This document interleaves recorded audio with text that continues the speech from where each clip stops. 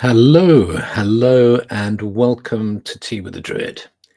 My name is Philip Carr-Gomm, and Tea with the Druid is brought to you by the Order of Bards, Hermits and Druids.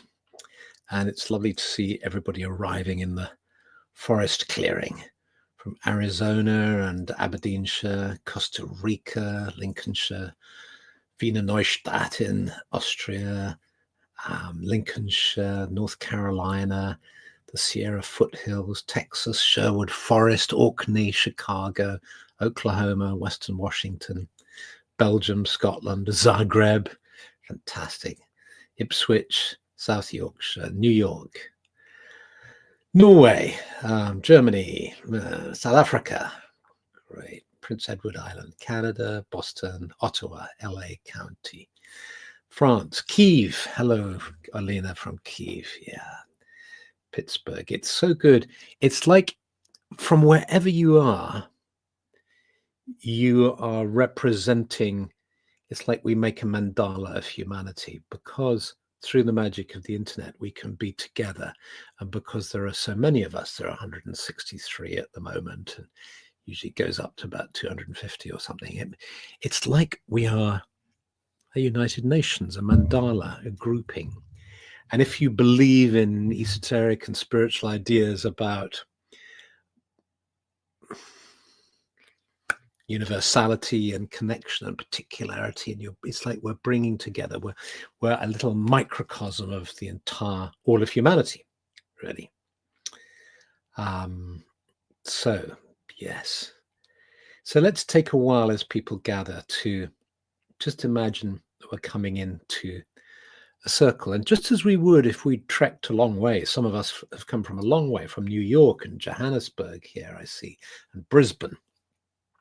We'd put down our staff, we'd have a little backpack of stuff we've been carrying.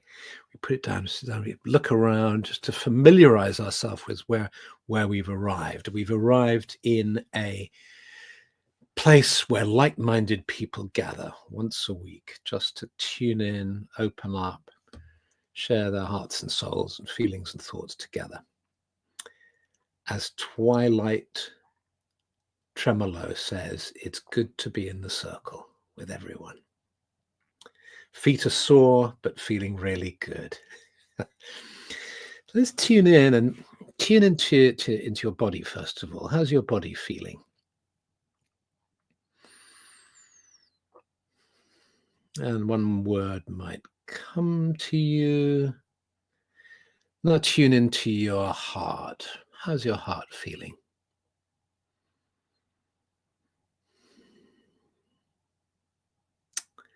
And then just to share how you're feeling, to share it. Blessed, centered, body still at work in the office.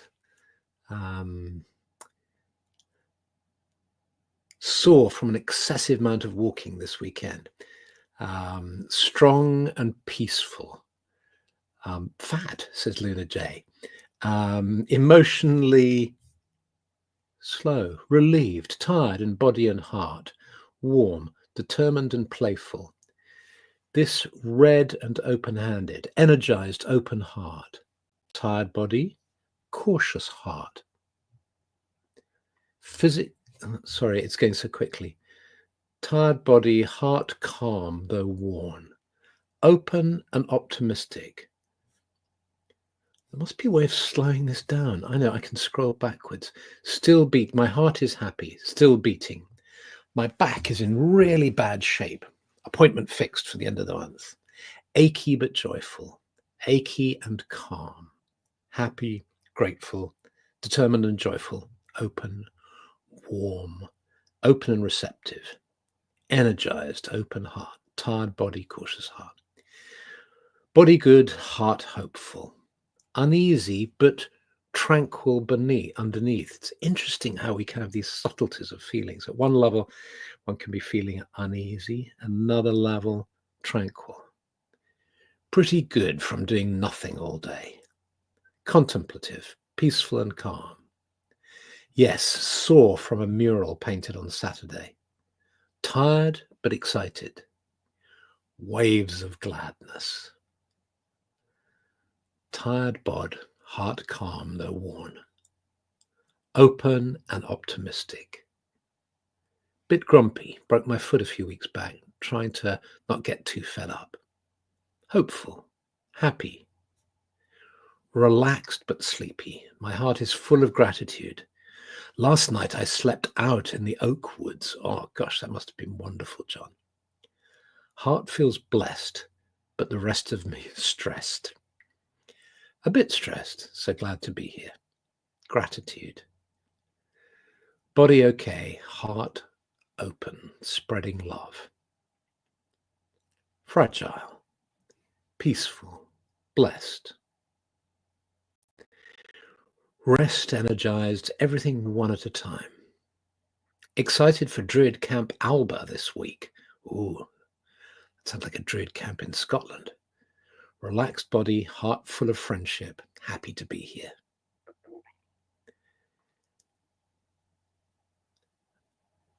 Patricia, serendipity rejuvenating, enjoying the cooler temperature, but weary.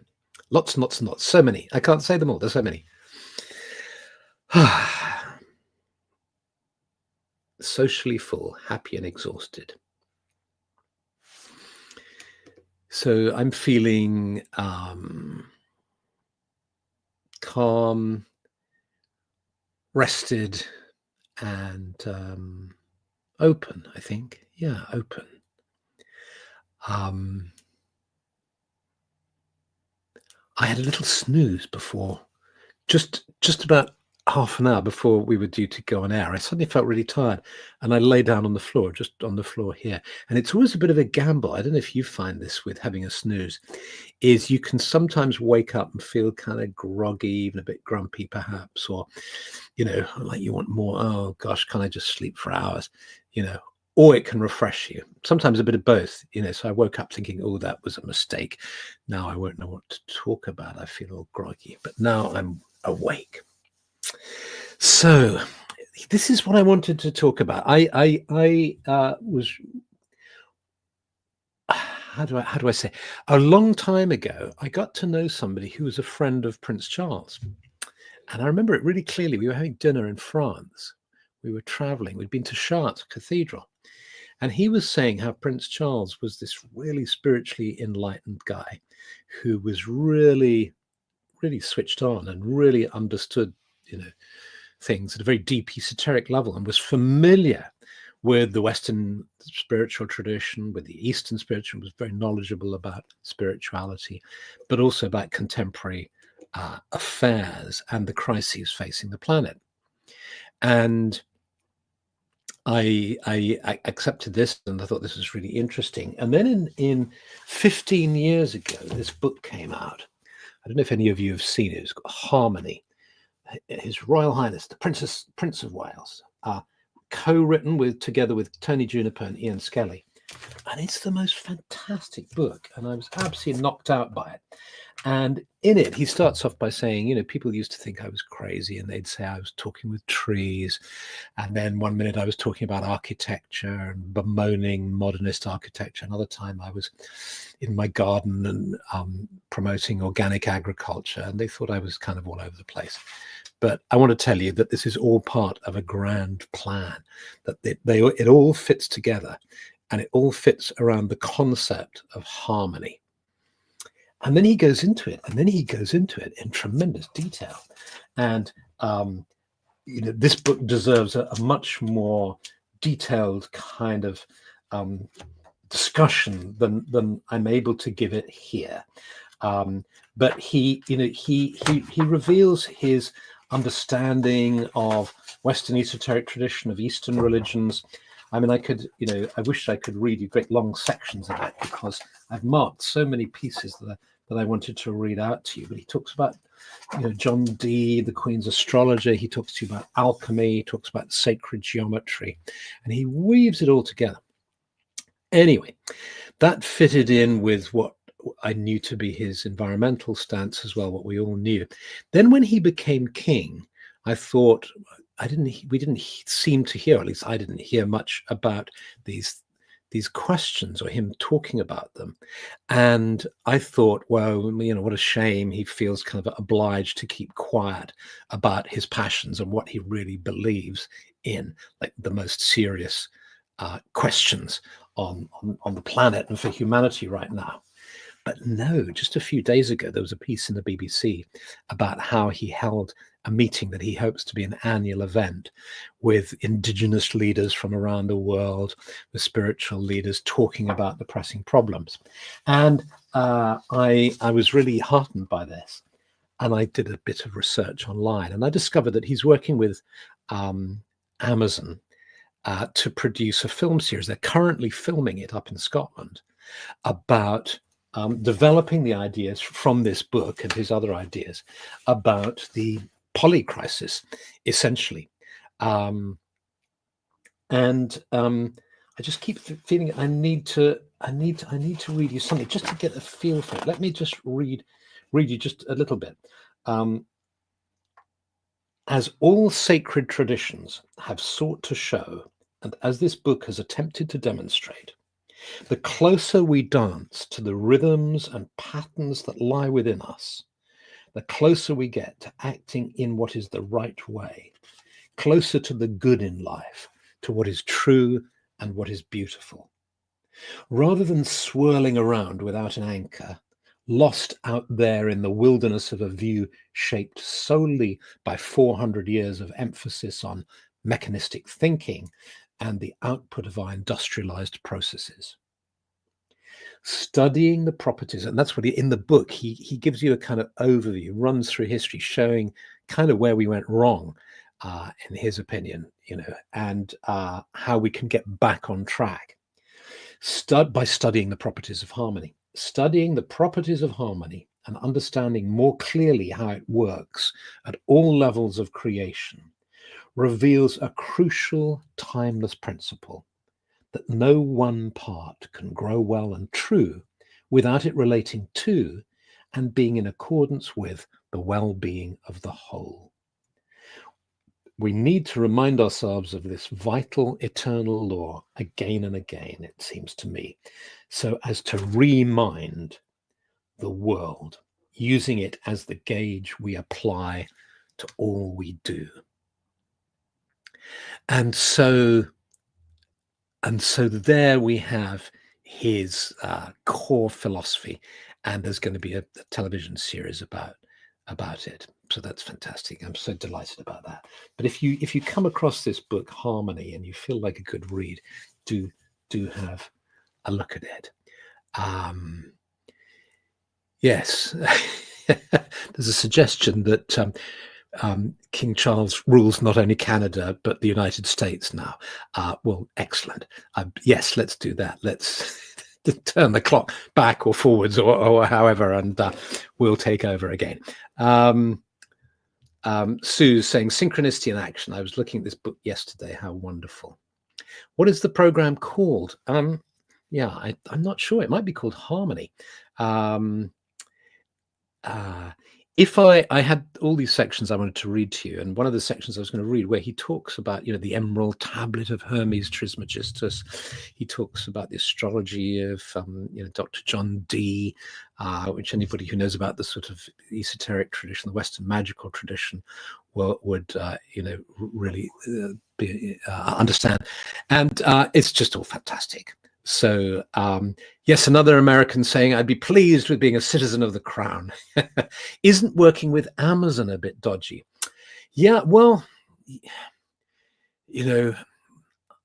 this is a hard one, isn't it? I mean, this is such a hard one.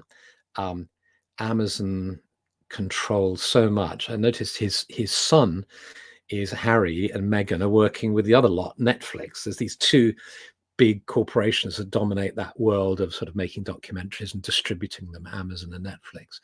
And do you sup with the devil? Do you sometimes, perhaps, to reach people, you have to? I don't know. That's a kind of judgment that we have to. Each of us has to make. Lisa is asking, are you talking about King Charles? Yes, Lisa. Okay, so.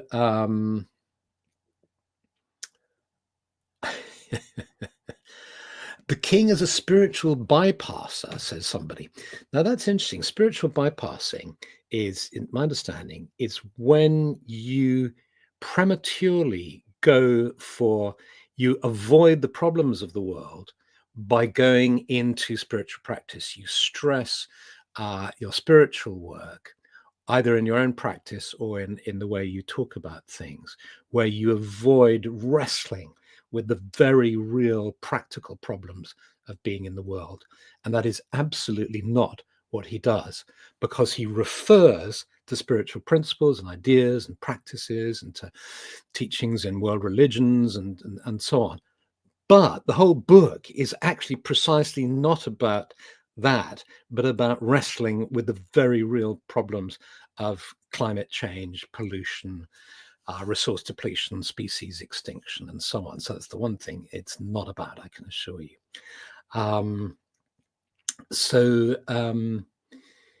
Yes. So where does that leave us? Where does that leave us? Well, I suppose let's make a connection with our own lives, and let's just tune into this, because I mentioned harmony the other day in a tea with a druid, and somebody says, well, don't you have to have the opposite in order for life to exist? You know, in order to experience happiness, we need to have experienced unhappiness, and that is true, I think. And I think it's quite easy in the case with harmony, because there's plenty of disharmony around. It's like you can't avoid it.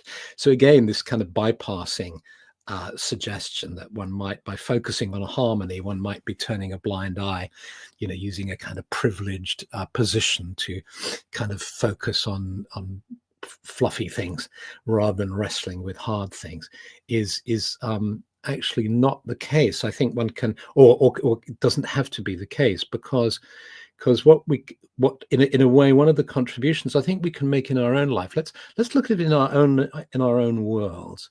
If you think of, let's just make up an exercise on the spot, and think about our individual experience of disharmony.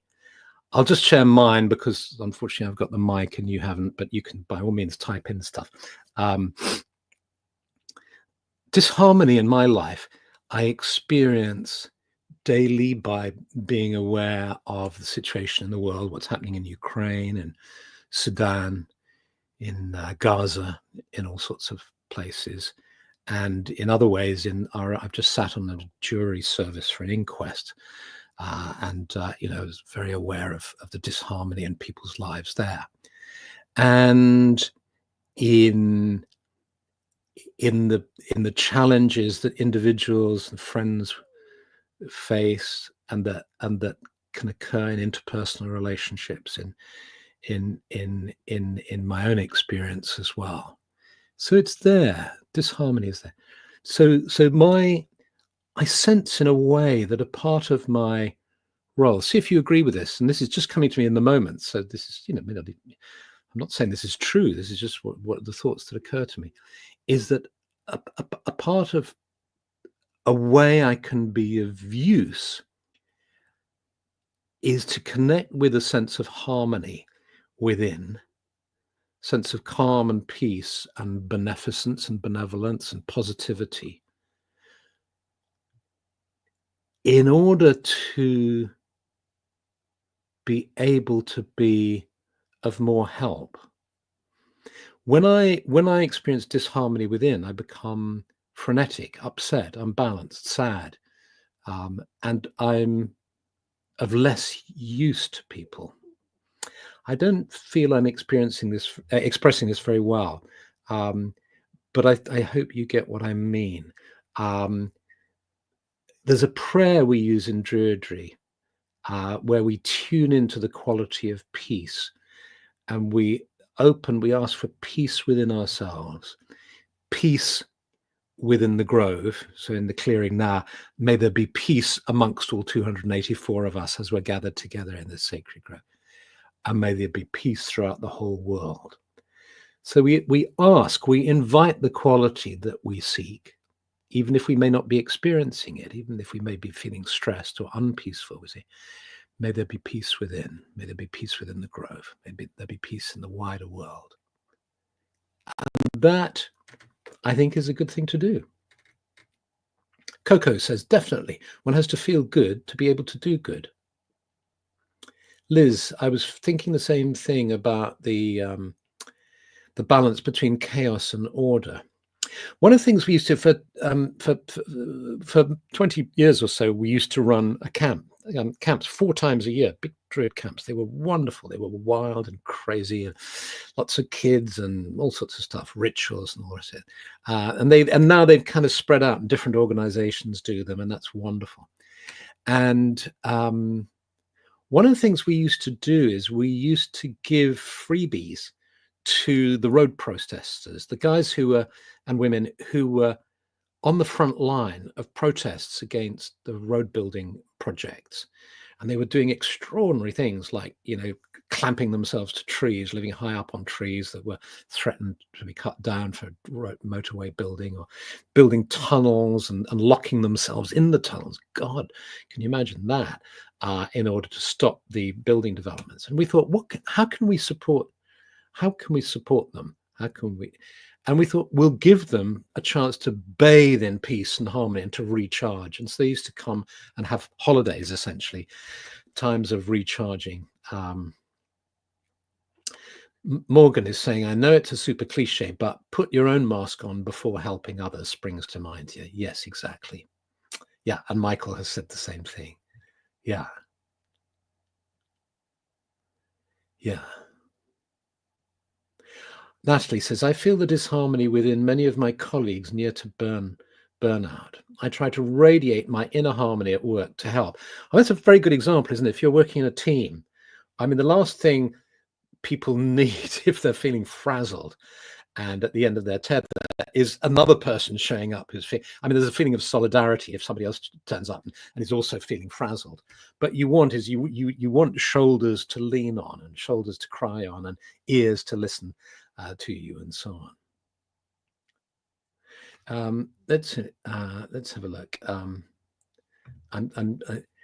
In the way we manage to choose to negative it out and be kind and have empathy with our own self and other, we get resonance with the environment. We find harmony. We change with life. Thank you, Paloma.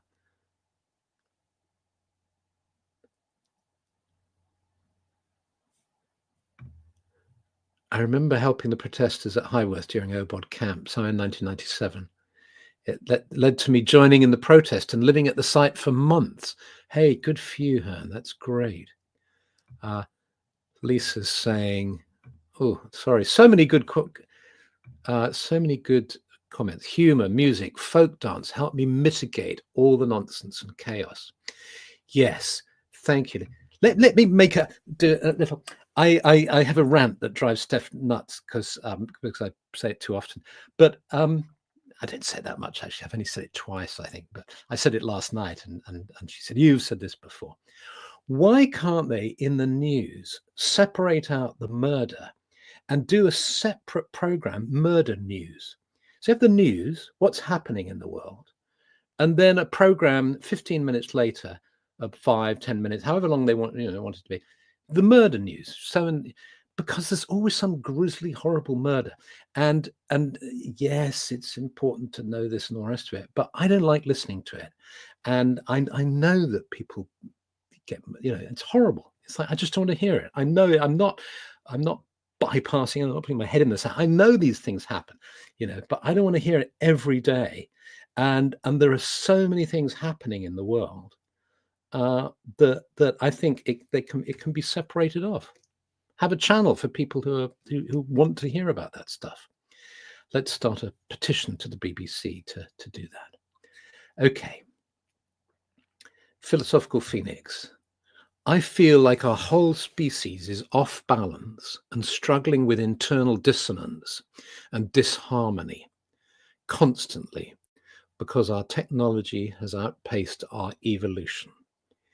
Yes, I think there are probably other reasons to Philosophical Phoenix, but yes, I agree with that. I think probably it's exacerbated, if not caused it. I mean, maybe it has caused it, or it's certainly exacerbated it. But it's actually probably, I think, part and the point that Charles makes in his book Harmony is that it began about 400 years ago with the Industrial Revolution, and lots of good came out of it, just as lots of good came out of technology, like we're all here together, all of us here. So good came out of it, but huge downsides as well. So how do we counteract that? Well, one way is we use creative visualization, meditation, and prayer to enter a state of harmony so that we at least can benefit personally from the state it engenders. Because at the most simple, basic level, the research shows, the science shows, and our own experience shows that when we meditate, when we visualize beauty and peace and the natural world, our minds calm down, our hearts open up, and our body responds positively. We know that. It's a fact. There's no dispute about that. And that in itself is a good thing. But perhaps where we go beyond the scientific consensus around that is to say that many of us believe that the effect of doing that is not only for our own individual selves, but for the good of the group and for the wider world, that we set up a field that radiates a positive, beneficent force that ripples out.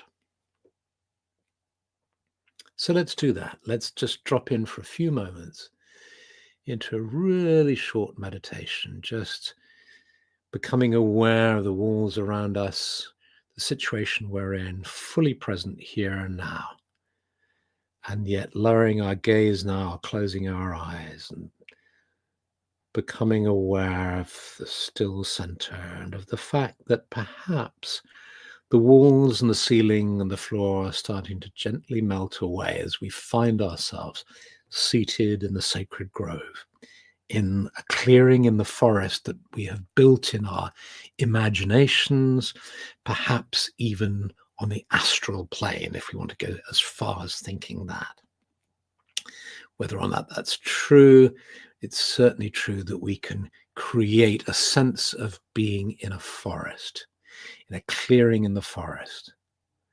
And around us are gathered friends, colleagues, companions, people of like mind who've chosen to spend these few moments of their present incarnation here with you and I and all of us in this circle.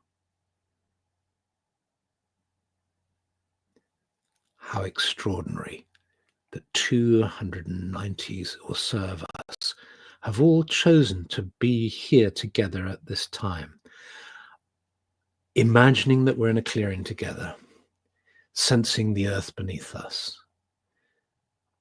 And we tune into the energy of the earth now. And we allow ourselves just to become aware of the earth. And just imagine that you're seated on the earth. And you allow yourself just to let your weight sink onto the earth. You can just let go because the earth supports you. You're not going to fall through it. It's actually holding you. The earth holding you. And the earth radiates. There's an energy in the earth. And as we breathe in deeply, hold, and then breathe out fully and deeply, we can perhaps allow the energy of the earth, the subtle energy of the earth, to flow into our bodies, bringing a sense of healing and of calm.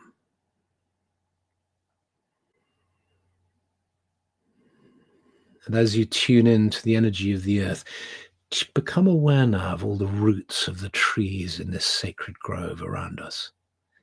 You can sense these roots stretching deep down. Some of them really quite thick roots, going right down, tap roots, and lots of little roots, all connecting up, this mycelium linking them together under the soil, all the activity, the bacterial activity and the life, the creatures moving around in the earth, worms gliding through the earth, creatures scuttling on the surface. And you sense the way the roots are drawing in the moisture, and that moisture is flowing up the trunk of the trees, and the subtle energy of this moisture being drawn up is also flowing up through you. So you become almost like a tree yourself, with the energy flowing up your body and your energy field.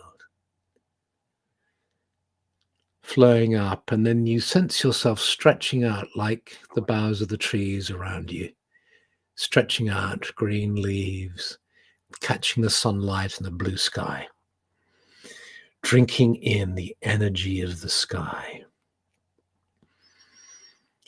And you allow the energy of the sky to flow into you. The energy of the sky meets the energy of the earth within the center of your being.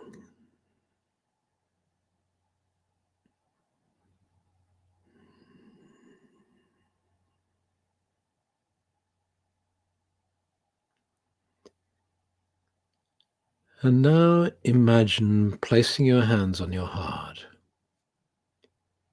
And let's do a very, very simple prayer. And taking the hands from your heart in your imagination, you imagine placing them on the earth with reverence, bringing the love you feel in your heart to the earth, really slowly and deliberately, this movement of gradually connecting, allowing the energy of your heart to flow through your hands down until your palms are placed on the earth. May this earth be blessed. May the creatures on this earth be blessed. May the waters, the soil, the rocks, the mountains, the trees, the rivers, the plants be preserved and protected. We lift up our hands now, pointing our hands like little antennae towards the branches of the trees, may the birds be protected. May the trees be protected. May all life be protected. A blessing on all life. A blessing on the land. And then you bring your hands together to your heart. And you say, and a blessing on my life too. May my life be blessed. May all life be blessed.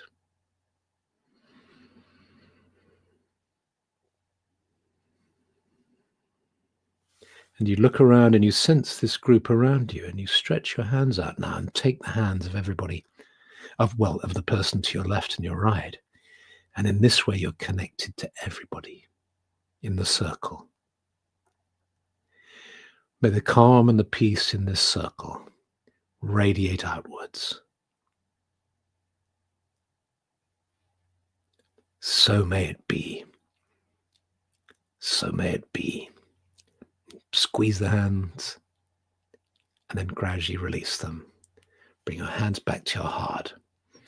And as you do this, your awareness of your heart and then your whole body starts to grow stronger.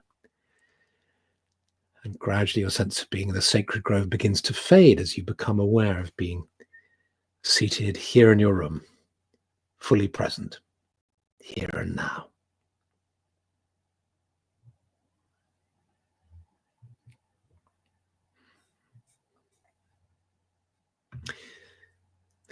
When I opened my eyes, the first comment I saw was Karasu the dreamer saying, I struggle to be kind to myself due to trauma.